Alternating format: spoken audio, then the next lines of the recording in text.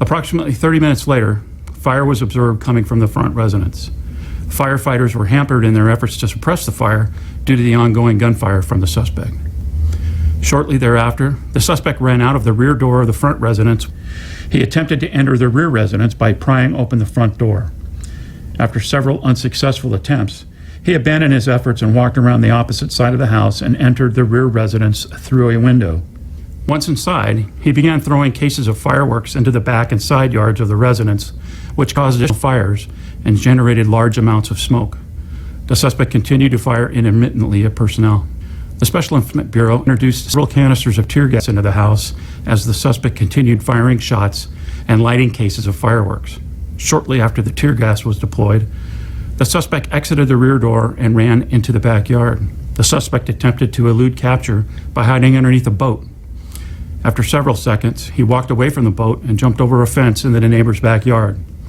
While in the neighbor's yard, a containment deputy attempted to force the suspect to surrender by discharging a less lethal 40mm projectile, striking the suspect in his upper back area.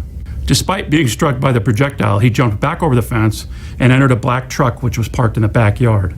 A short time later, he exited the truck, crawled underneath an adjacent white truck, and reappeared with a handgun in each hand. The suspect then stood and ran into the rear residence. The suspect refused to surrender and continued to fire in the direction of containment deputies.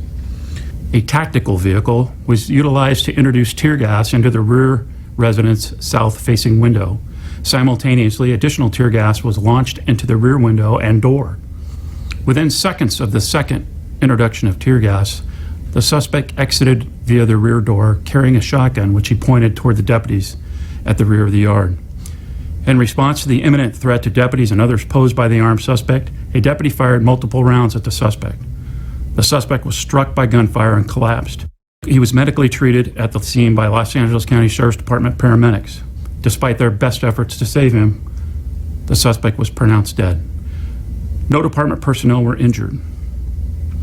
While processing this crime scene, investigators located several unexploded cases of illegal fireworks, a pump-action shotgun, 2 semi-automatic handguns, several dozen live shotgun and 9mm rounds, as well as several expended shotgun and 9mm shell casings.